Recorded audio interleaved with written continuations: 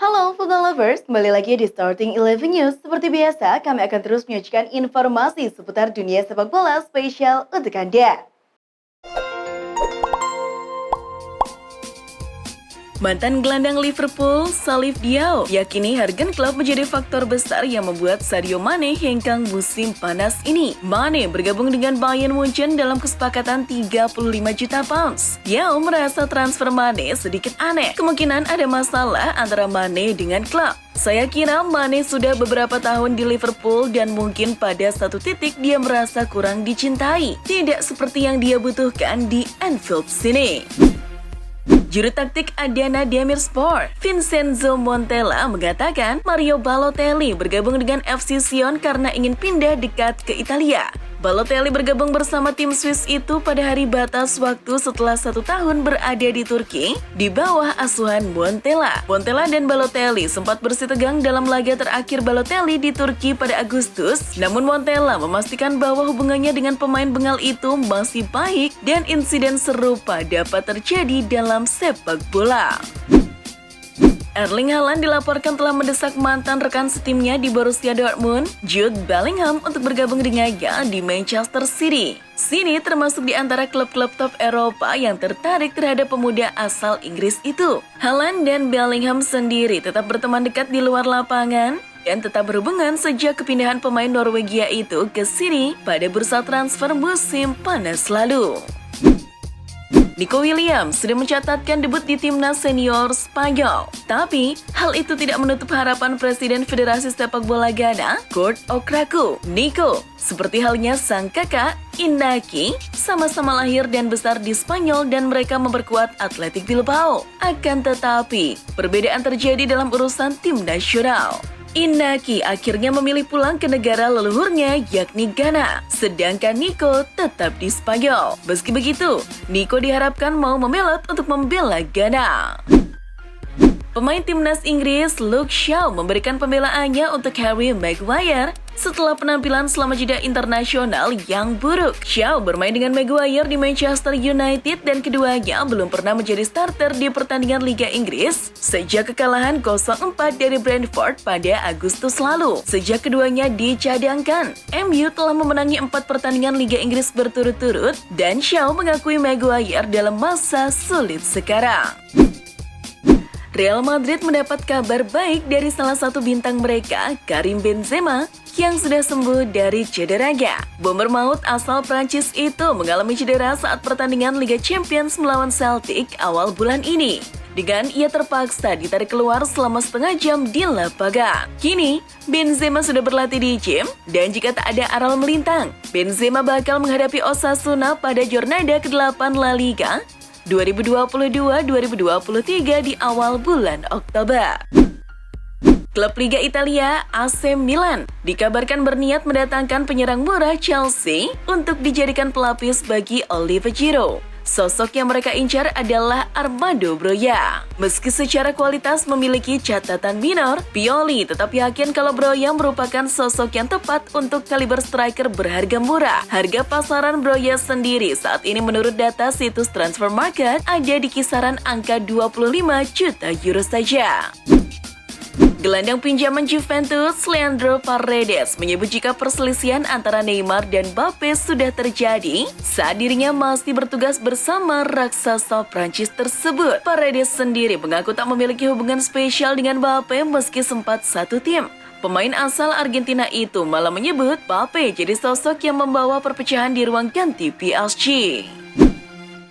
Perjuangan timnas Indonesia U16 untuk lolos ke Piala Asia U17 2023 akan dimulai pada 3 Oktober 2022 melawan Guam. Selang 2 hari kemudian, anak asuh Bima Sakti akan melawan UEA. Pada 7 Oktober 2022, Palestina akan menjadi lawan timnas Indonesia U16 selanjutnya. Terakhir, Garuda Asia akan menghadapi rival serumpun, yakni Malaysia pada 9 Oktober 2022. Status juara grup akan mengantarkan timnas Indonesia U16 lolos langsung ke putaran final Piala Asia U17 2023.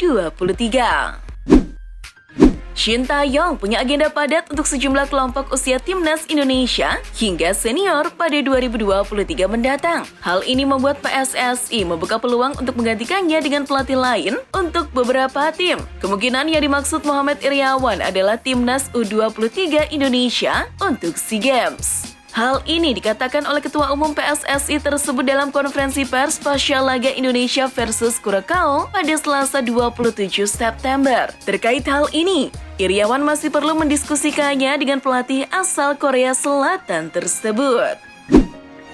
Tite marah selepas kemenangan atas Tunisia. Kemarahannya itu ditujukan kepada skuad Tunisia yang dianggap memperlakukan Neymar dengan sangat buruk dan seolah ingin membuat mega bintangnya tersebut absen di Piala Dunia 2022.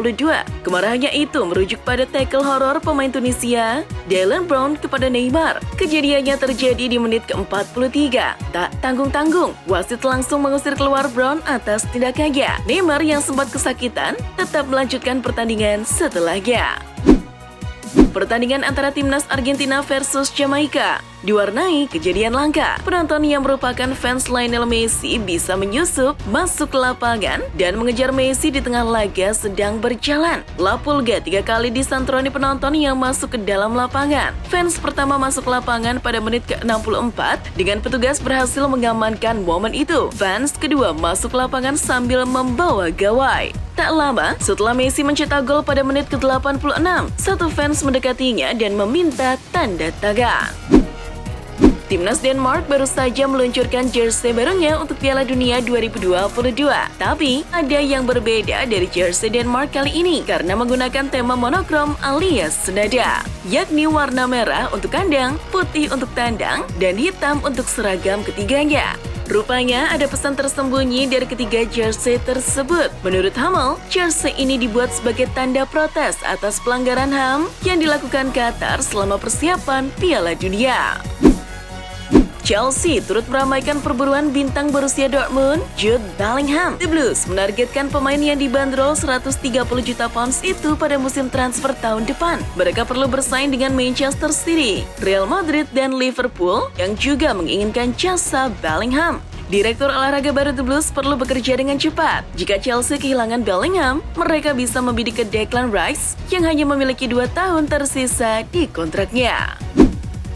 Gareth Southgate pasang badan buat Harry Maguire. Meskipun kembali mendapatkan cemoohan dari para supporter karena dianggap melakukan kesalahan sehingga berbuah 1 gol kala timnas Inggris melawan Jerman pada Selasa 27 September. Bagi Southgate, itu bukanlah kesalahan fatal dan dia pun akan tetap memainkan Maguire di timnas Inggris. Di sisi lain, Southgate pun meminta kepada pelatih Erik ten Hag agar senantiasa menurunkan Maguire supaya tingkat kepercayaan diri yang bersangkutan bisa pulih kembali. Cederanya Harry Maguire bisa menjadi berkah bagi MU, pasalnya sang bek selalu tampil buruk setiap kali dimainkan. Maguire dilaporkan mengalami cedera usai membela timnas Inggris. Sang bek terpantau pincang saat berjalan usai laga. Namun cedera yang dialami tidak terlalu parah, sehingga MU tidak perlu terlalu mencemaskan cedera Maguire. Lagian, jikapun Maguire cedera parah, stok bek tengah mereka yang lain masih aman. Legenda sepak bola Portugal Luis Figo mencetak gol dalam pertandingan sepak bola rekor Guinness yang dimainkan pada ketinggian 20.230 kaki. Belum lama ini, pria berusia 49 tahun itu ambil bagian dalam permainan 4 lawan 1 yang diselenggarakan oleh Mastercard. Pertandingan berlangsung di lapangan persegi 75 meter yang dibangun khusus di dalam pesawat. Selama kurang lebih setahun tanpa klub, John Obi Mikel mengumumkan pensiun sebagai pesepak bola profesional pada Selasa 27 September kemarin. Sosok berusia 35 tahun itu pensiun sebagai salah satu pesepak bola paling berprestasi di Afrika setelah memenangkan Liga Champions UEFA, Liga Eropa, Liga Premier Inggris, dan Piala Afrika. Klub terakhir yang dibelanya adalah Kuwait FC pada tahun 2021 yang lalu. Roberto Mancini puas dengan penampilan tim nasional Italia selama kualifikasi UEFA Nation League, di mana Gli Azzurri sukses melenggang ke Final Four. Ia menggarisbawahi ambisi timnya di Piala Dunia 2026. Untuk bermain di Piala Dunia, kami harus menunggu 4 tahun lagi. Tetapi kami ingin mencoba pergi ke Amerika dan menang. Itulah tujuan kami, kata Mancini.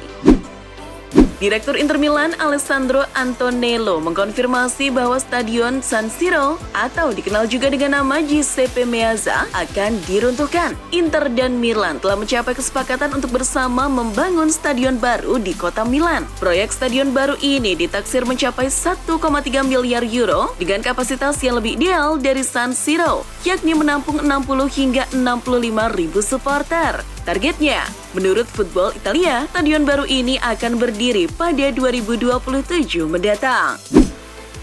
Presiden Paris Saint-Germain, Nasser Al-Khelaifi, menyerang Barcelona. Nasser menyorot Barcelona yang lepas dari sanksi Financial Fair Play atau FFP dari UEFA. Al-Khelaifi curiga Barcelona tidak di jalan yang bersih karena bisa jor-joran di tengah fakta krisis finansial yang mereka alami. Seperti yang diketahui, Barcelona merekrut banyak pemain di bursa transfer musim panas kemarin. Presiden PSG itu pun mendesak UEFA untuk menyelidiki finansial Barcelona. Setelah menepi 3 pekan, ada peluang bomber Real Madrid Karim Benzema merumput lagi di akhir pekan ini. Benzema mengungkapkan kondisinya sudah oke usai dibekap cedera otot. Ia juga sudah kembali berlatih. Benzema berharap akan dilibatkan saat Madrid menjamu Osasuna di Santiago Bernabeu pada Senin 3 Oktober dini hari waktu Indonesia Barat. Barcelona bisa memulangkan Lionel Messi musim depan lewat jalur bebas transfer jika sang mega bintang tak mau memperbarui kontrak Paris Saint-Germain. Hal tersebut disampaikan oleh Wakil Presiden Barcelona, Edward Romeu. Seperti diketahui, kontrak Messi bersama PSG akan habis akhir musim ini. Sementara hingga saat ini klub Prancis tersebut masih belum memberikan tawaran perpanjangan kontrak kepada Messi.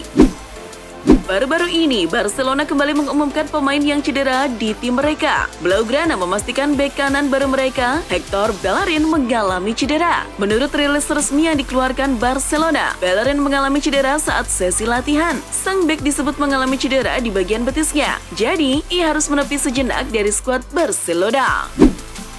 Kabar kurang sedap untuk penggemar Real Madrid. Hal ini terkait kondisi Luka Modric. Modric mengalami permasalahan di pinggulnya yang didapatnya usai membela Kroasia di pertandingan UEFA Nation League. Menurut laporan Football Espada, ia bisa absen dalam 8 hingga 10 hari ke depan. Artinya, gelandang 37 tahun itu cuma jadi penonton di 3 pertandingan Real Madrid berikutnya.